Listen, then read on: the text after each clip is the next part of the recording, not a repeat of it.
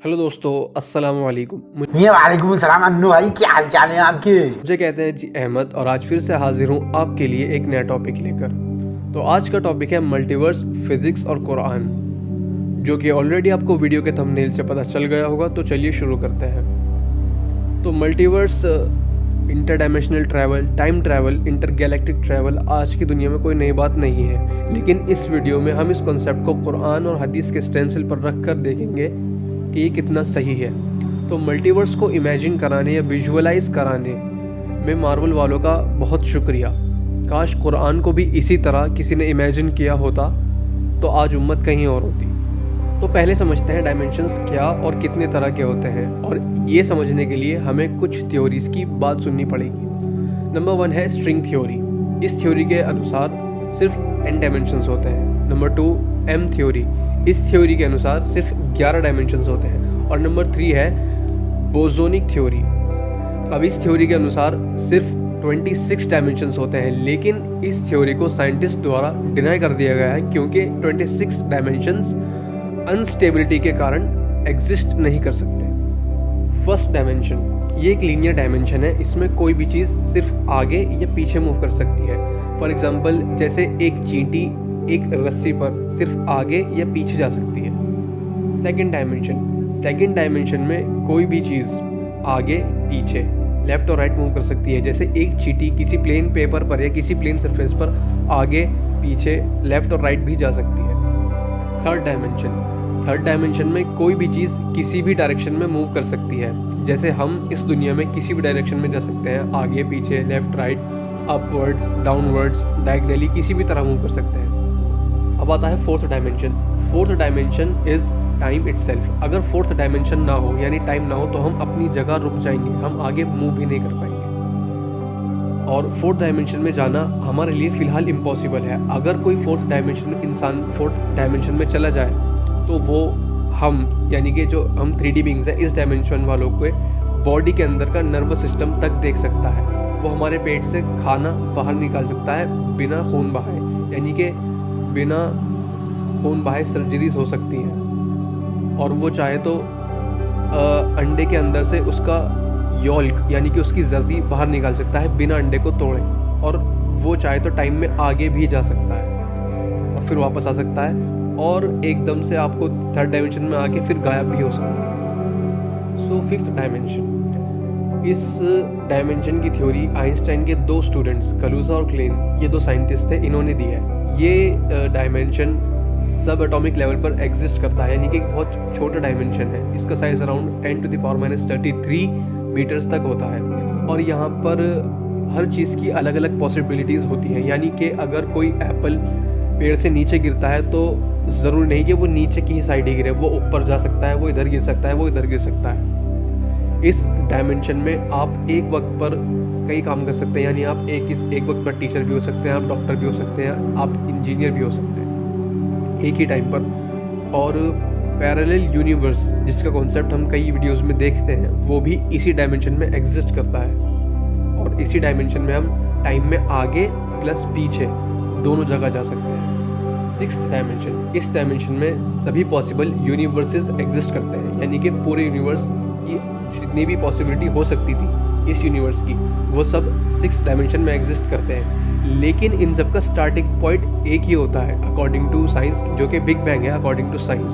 तो उन सब का स्टार्टिंग पॉइंट एक ही है, लेकिन उन सब की पॉसिबिलिटीज़ अलग है। मान लीजिए अगर आपने इस यूनिवर्स में कोई काम किया और दूसरे में वो ना किया, और तीसरे में उसके अलावा कुछ किया, और चौथे में कुछ और किया, तो वो सारी पॉसिबिलिटीज़ और जो उसके कॉन्सिक्वेंसेज हैं, यानी कि ये क्या होता तो फिर ये होता, फिर आगे ऐसे चलता, और दूसरे वाले में लाइफ अलग टाइमलाइन पे चल रही होती। तो 6th डायमेंशन में हम वो सारी पॉसिबल यूनिवर्सेस देख सकते हैं, जो कि टाइमलाइंस पॉसिबल हैं, जितनी भी लाइफ्स पॉसिबल हो सकती हैं इस यूनिवर्स में, लेकिन उनका स्टार्टिंग पॉइंट एक ही रहेगा। और जो इंसान इस डायमेंशन में चला जाए वो टाइम को कंट्रोल कर सकता है, यानी कि बाकी के जो 5 डायमेंशंस हैं वो उन्हें कंट्रोल कर सकता है और अपने हिसाब से उन्हें यूज़ कर सकता है।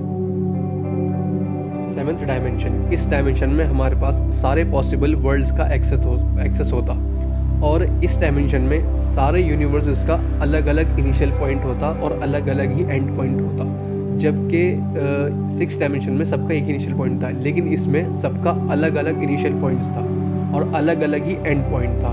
और अगर कोई इंसान इस डायमेंशन में चला जाए तो वो अपने बॉडी डबल्स बनाकर सारे टाइमलाइंस को एक साथ जी सकता है उनमें, और उनमें से चूज़ करके अपने आप को जिसमें जाना चाहे उसमें से जा भी सकता है, और इसके पास बाकी डायमेंशंस का भी एक्सेस होगा, और ये उन सारे यूनिवर्सेस को, उनके एंड को, उनके बिग फ्यूचर को, सबको देख सकता है।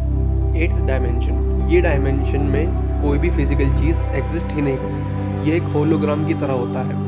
फॉर एग्जांपल, जैसे हमारा दिमाग है, उसमें सिर्फ थॉट्स होते हैं जो कि केमिकल रिएक्शंस की वजह से होते हैं, लेकिन थॉट्स को हम छू नहीं सकते, ना ही वो हमें छू सकते हैं। तो 8th डायमेंशन में भी ऐसा ही है, कोई भी फिजिकल चीज़ नहीं है जिससे हम छू सकें, ना ही वो हमें छू सके। वहाँ पर सिर्फ एक होलोग्राम की तरह होता है, वो एक पूरा वर्ल्ड है। और कुछ लोग कहते हैं कि वो that you once world of angels और जिन्स और स्पिरिट्स, तो जैसे कि हम उन्हें छू नहीं सकते और ना ही वो हमें छू सकते हैं इस वर्ल्ड में। 9th डायमेंशन, इस डायमेंशन में मल्टीपल सिविलाइजेशंस यानी कि अलग अलग मखलूक की अलग अलग कौमें एक साथ एग्जिस्ट कर सकती हैं। जैसे एलियंस और जिन्स और इंसान सब एक ही जगह एग्जिस्ट करते हैं, लेकिन उन्हें एक दूसरे के होने की भनक तक नहीं लगती, और ना ही वो एक दूसरे को छू सकते हैं और ना ही देख सकते हैं। तो फॉर एग्जांपल, जैसे कुरान में कहा गया है ना, हमारे यहाँ फरिश्ते बैठे रहते हैं, लेकिन हमें पता नहीं लगता, लेकिन वो होते हैं। तो ये इसी 9th डायमेंशन का ही एक एग्जाम्पल है। और यहाँ पर फिजिक्स के अलग लॉज होते हैं। हर इसमें जो भी सिविलाइजेशंस होंगी, जो भी वर्ल्ड्स होंगे, उसमें फिजिक्स के अलग अपने लॉज होंगे और अलग ही पॉसिबिलिटीज़ होंगी। 10th डायमेंशन, 10th डायमेंशन में इनफाइनाइट पॉसिबिलिटीज़ होती है, यानी कि इस डायमेंशन में जो चला जाए उसमें एंड नहीं होता, वो इन्फिनिटी तक पहुंच जाता है। यानी कि अगर कोई इस डायमेंशन में चला जाए तो वो बाकी के डायमेंशंस से जैसे चाहे वैसे खेल सकता है, और इस डायमेंशन में क्योंकि इन्फिनिट पॉसिबिलिटीज़ है तो उस चीज़ का कोई एंड नहीं होगा। 11th डायमेंशन की भी बात करें तो अगर कोई 11th डायमेंशन में चला जाए तो वो जैसे सिर्फ सोचेगा वैसा हो जाएगा। यानी कि अगर मैं सोचूं कि मैं सुपरमैन हूं तो मैं वहां पर सुपरमैन बन जाऊंगा, और जो हम नहीं भी सोचेंगे उसके अलावा भी कुछ हो सकता है वहां पर। लेकिन अभी भी इन सब डायमेंशंस और इनकी प्रॉपर्टीज़ के ऊपर रिसर्च चल रही है, और ये जितने भी डायमेंशंस अभी हमने पढ़े तो ये बेस्ड है स्ट्रिंग थ्योरी के ऊपर। यानी अगर हम स्ट्रिंग थ्योरी को कुरान से प्रूव कर लें तो ये सारे डायमेंशंस ऑटोमेटिकली रियल हो जाएंगे, क्योंकि कुरान इज़ रियल, जो कि हमारा ईमान है। और अगर स्ट्रिंग थ्योरी कुरान से प्रूव हो जाती है तो ये सारे डायमेंशंस भी प्रूव हो जाएंगे, क्योंकि ये ऑटोमेटिकली स्ट्रिंग थ्योरी से रिलेटेड है। तो स्ट्रिंग थ्योरी क्या कहती है? जनरली हमें पढ़ाया जाता है कि सबसे छोटा जो पार्टिकल है वो इलेक्ट्रॉन, प्रोटॉन और न्यूट्रॉन होते हैं, लेकिन स्ट्रिंग थ्योरी के अकॉर्डिंग सबसे छोटे पार्टिकल एक स्ट्रिंग्स होते हैं। अगर हम न्यूट्रॉन को भी जूम इन करें तो उसके अंदर एक छोटा पार्टिकल होता है, और उसको भी जूम इन करें तो उसके अंदर एक स्ट्रिंग होती है जो एक फ्रीक्वेंसी से वाइब्रेट कर रही होती है। सो बेसिकली सारे जो भी पार्टिकल्स हैं वो अल्टीमेटली एक स्ट्रिंग है जो अलग फ्रीक्वेंसी से वाइब्रेट कर रहे हैं। यानी कि इलेक्ट्रॉन एक स्ट्रिंग है जो अलग फ्रीक्वेंसी से वाइब्रेट कर रही है, प्रोटॉन एक स्ट्रिंग है जो उससे अलग फ्रीक्वेंसी से वाइब्रेट कर रही है, और न्यूट्रॉन एक दूसरी स्ट्रिंग है जो उससे अलग फ्रीक्वेंसी से वाइब्रेट कर रही है। और इसी स्ट्रिंग की जो फ्रीक्वेंसी होती है, इसी फ्रीक्वेंसी से इस स्ट्रिंग का मास डिटरमाइन किया जाता है, इसका वज़न पता लगाया जा सकता है। तो अब इसको समझते हैं कि कुरान में इसके बारे में क्या कहा गया है।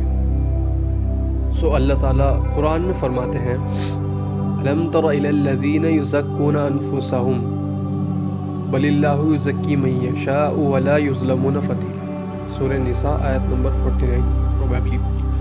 सो इस आयत का मतलब होता है कि have you not considered those who claim purity for themselves, rather Allah purifiers whom he wills and they will not be wronged by a wick। Wick का मतलब होता है धागा। तो यहाँ से प्रूव हुआ कि स्मॉलेस्ट जो पार्टिकल है वो एक स्ट्रिंग होती है।